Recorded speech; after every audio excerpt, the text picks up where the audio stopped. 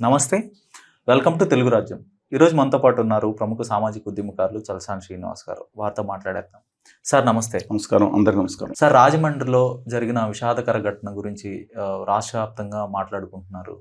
So ఆ doctor మీదకి car దూకించడం, so అది 3 రోజుల తర్వాత ఆ సంఘటన బయటకు రావటం, మీడియా ప్రభుత్వం కూడా దాని గురించి దాచిపెట్టడం. సో దీని గురించి మీ విశ్లేషణ ఏంటి? అత్యంత బాధాకరమైన సంఘటన. ఆవిడ డాక్టర్ అండి, సర్టిఫైడ్ క్వాలిఫైడ్ డాక్టర్, ఎండీ చదువుతున్నారు ఆవిడ. ఎంబీబీఎస్ అయిపోయింది, ఎండీలో డెర్మటాలజీ కంప్లీట్ చేస్తున్నారు. ఇవాళ మనకు లభ్యమవుతున్న తాజా పరిస్థితి బట్టి ఆవిడ బ్రెయిన్ డెడ్ అయిపోయి ఉంది. ఆవిడ హైదరాబాద్, చుట్టుపక్కల హైదరాబాద్ ఎక్కడో వారిది, డెడ్ అయిపోయి ఉంది. అంటే దాదాపుగా మనం విషాదం అనే చెప్పాలండి. అంటే ఇంకా డిక్లేర్ చేశారు లేదో తెలియదు. అత్యంత బాధాకరమైన సంఘటన. మీరు చెప్పినట్టు ఇష్యూలో మెయిన్ మీ మీడియా కానీ, లేదా రాజకీయాల్లో అధికారం చెలాయిస్తున్న పార్టీలు కానీ, ప్రభుత్వం కానీ, ఎందుకని 3వ తారీఖున జరిగితే 4వ తారీఖున ఇది చాలా మోస్ట్ అలార్మింగ్ ఇష్యూ కదండి. ఎక్కడో ఎవరో తిడితే వాళ్ళు వచ్చేసి పాపం అన్యాయం జరిగిపోయిందని కళ్ళం నీళ్లు కారుతున్నారు.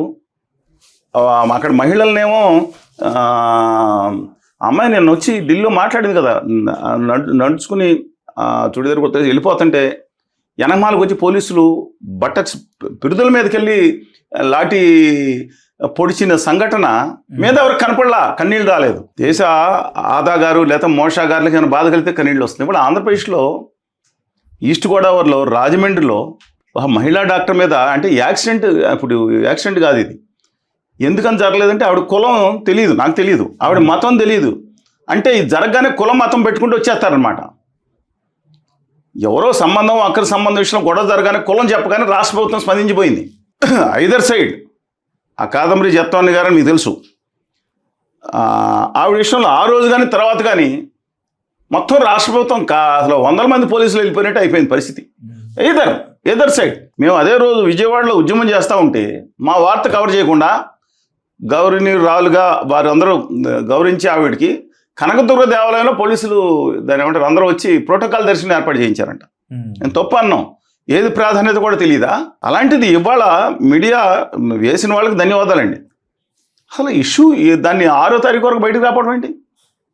ఎవరు కప్పెట్టదని చూశారు ప్రభుత్వంలో? ఎవరు ఆ దుర్మార్గులు, ఆ నిందితులు ఎవరైతే ఉన్నారో వాళ్ళకి ప్రభుత్వంలోనో లేదా ప్రతిపక్ష నాయకుల తాలూకు అంత మద్దతు ఉందంట కదా. ఇప్పుడు యాక్సిడెంట్ అవ్వడం వేరు, దురదృష్టం ఏంటంటే వాళ్ళకి ఎవరన్నా అటు ఉన్నారనుకోండి వచ్చేసేవారు. ఈ పాటికి వచ్చేసి కొంతమంది పాపం చిన్నపిల్లవాళ్ళు తెలియక కారులో గట్టిగా గుద్దారని కూడా చెప్తారేమో.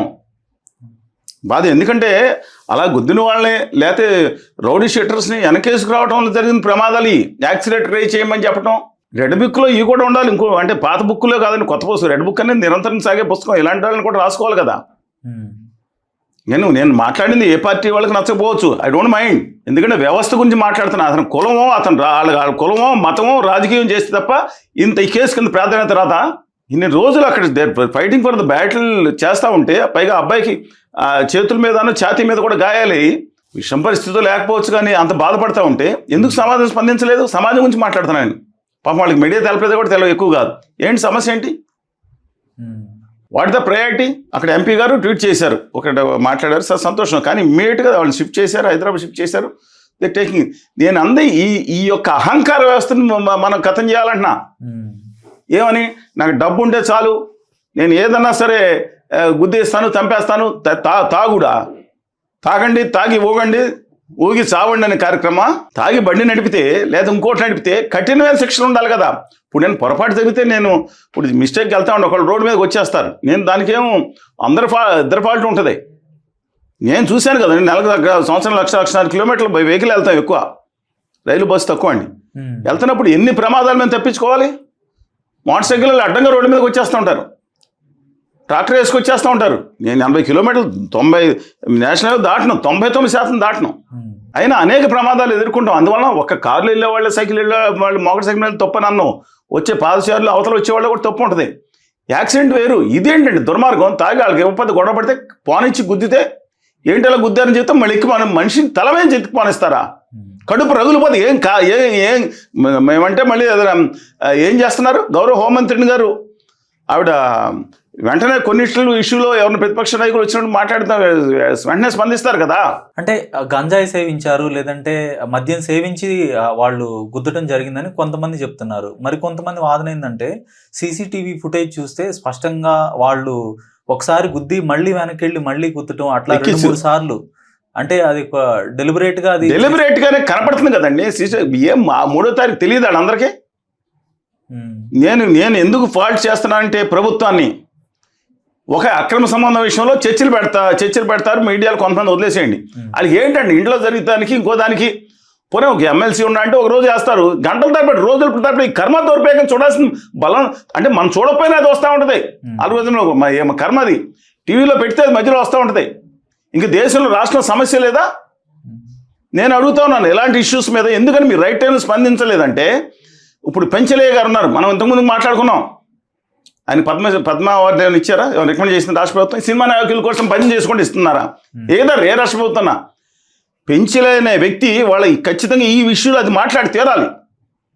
యువత కోసం, కౌమార దశలో విద్యార్థుల కోసం ఒక గాయకుడిగా నాట్యమేళలో ఉంటా వేలాది మందిని బాబు మీరు జోలికి వెళ్ళమాకండి అని చెప్పి ప్రచారం చేయటమే కాకుండా ఎక్కడ ఈ గంజాయి ఎక్కడ డ్రగ్స్ దొరుకుతున్నాయో పోలీసులకు ఇన్ఫార్మ్ చేసి వాళ్ళందరినీ పట్టించి ఒక కార్యక్రమంలో ఉంటే అతను నడి రోడ్డు మీద అతని కుమారుడితో పాటు స్కూల్ నుంచి తీసుకొస్తుంటే నడి రోడ్డు మీద నరికి చంపేస్తే మీ ప్రభుత్వాలు అంటే ప్రభుత్వాలు దాని మీద ఏదో తూతూ మంతనగానా?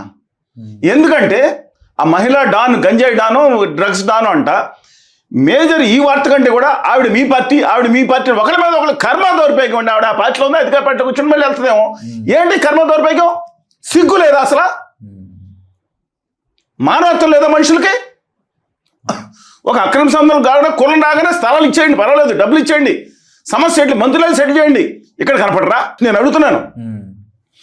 మీరు కనుక అలాంటి చర్యలు గట్టిగా తీసుకుంటే ఈ బ్యాచ్లు పెట్టలేకపోయి ఉండే కదా. వాళ్ళు నేను ఒక ప్రభుత్వాన్ని అట్లా ప్రభుత్వాలు కంటిన్యూస్ పార్టీలు మారుతూ ఉంటాయి. ఇప్పుడు కళ్యాణ్ బాబు గారు ఉన్నారు, ఆ రోజు ఏమన్నారు, వస్తే 24 గంటలు పోలీసు వ్యవస్థ అండి, మొత్తం అంతా గంజాయి వ్యవస్థ ఎక్కడ ఉందో అన్నారు. ఒక పాజిటివ్తో తీసుకుంటాను అది. కానీ ఆయన ఒక నెగ్గిన జిల్లాలోనే జరిగింది ఇది. అంటే ఉమ్మడి ఈస్ట్ గోదావరి జిల్లాలో ఇష్యూ అది. అందుకే నేను సరే వాడి పట్టించుకోవాలి.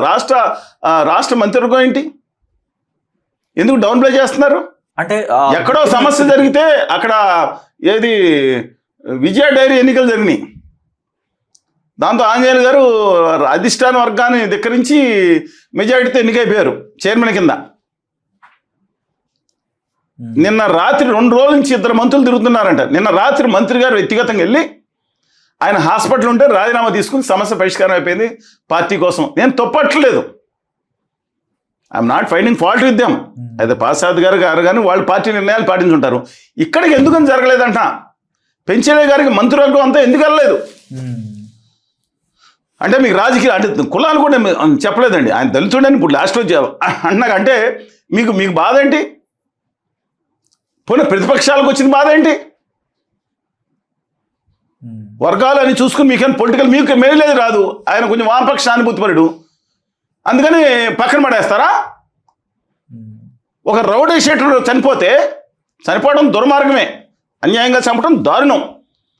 పరామర్శించడానికి ఎమోషన్ ఇష్యూ చేయడానికి ఉన్న తీరిక ప్రజల సంక్షేమం కోసం ప్రాణం అర్పించి జాతీయ స్థాయిలో గుర్తుంచుకోవాల్సిన మనిషిని పక్కన పడేశారు కదా. ఇప్పుడు యాక్షన్ చేస్తే మంత్రి గారు కొడుకు యాక్షన్ చేసి పారిపోతాడు. మీరు సినిమా వచ్చింది చూడలేదు? ఆవిడ అద్భుతమైన సినిమా తీశారు, చెప్తున్నానండి. అప్పుడే తోటకూర మొక్క దగ్గర దొంగతనం చేసినప్పుడు తల్లి ఒకటి పీకి తప్పురా దొంగ అని చెప్పుంటే అప్పుడు ఉరిశిక్ష మీకు తెలుసు కదా. ఒక అబ్బాయికి దొంగ ఏదో చేస్తే ఉరిశిక్ష పడింది. నీ ఆఖరి కోరిక ఏంటని అడిగారండి. మా అమ్మని ఒకసారితో మాట్లాడాలన్నారు. వాళ్ళ అమ్మని పిలిచారు, లాగబెట్టి ఒకటి కొట్టాడంట. ఎందుకు కొట్టారు? చిన్నప్పుడు తోటకూర దొంగతనం చేసి బాగా చేసావు, ఇంక పట్టరాని ఆ రోజు ఆపుంటే నేను వాళ్ళ అచ్చేదాకా వచ్చి ఉండేది కాదు కదా, పొరపాటున జరిగినా. ఆ రోజు అరికట్టాలి. తల్లి అంటే గౌరవం మా అందరికి చెప్తున్నాను. అంటే కొట్టాడంటే అది ఒక రేర్ లక్షలో ఒక ఇన్సిడెంట్, నేను ఉపమానంగా చెప్పానండి. అందుకని ప్రభుత్వాలు కానీ రాజకీయ నాయకులు ఆపద మీద చిత్తశుద్ధి ఉండాలి. నేను అందుకని అల్టిమేట్గా కూడా చెప్తున్నాను, ఆవిడ కుటుంబానికి, ఎందుకంటే ఇప్పుడు ఆల్రెడీ బ్రెయిన్ డెడ్ అన్నారు కాబట్టి చెప్తున్నానండి, మనం సంతాపం తెలుపుతూ చెప్పాను. నేను ఒకటే చెప్తున్నా, మెయిన్ ఇవాళ డ్రగ్స్ దీన్ని ఆఫ్ చేయడానికి మీ పార్టీలో ఒక్కొక్కరికి 30 లక్షలు 50 లక్షల మంది సభ్యులు ఉన్నారు, యుద్ధంలో కర్రాంగంలో పనిచేసే సైనికులు ఉన్నారంటున్నారు కదా. చేసి మాట్లాడితే పాకిస్తాన్ వేసేస్తామని మాట్లాడుతూ ఉంటారు. వీళ్ళు ఎవడో ఒక్కడ పాకిస్తాన్ బోర్డర్ పంపిస్తే మరి ఉంటారు లేదో ఇచ్చి పంపిస్తే మనకు అక్కడ పాకిస్తాన్ దుర్మార్గాలు నీచని పాకిస్తాన్ సంగతి తేల్చేస్తారేమో. నేను అడుగుతున్నాను, మీకు నిజాయితీ ఉంటే నేను చెప్తున్నాను, వితిన్ 1 మంత్లో ఆంధ్రప్రదేశ్ నుంచి తెలంగాణ నుంచి మీ పార్టీ కార్యకర్తలను పునమాయిస్తే మొత్తం డ్రగ్ సమస్య పరిష్కారం అయిపోద్ది.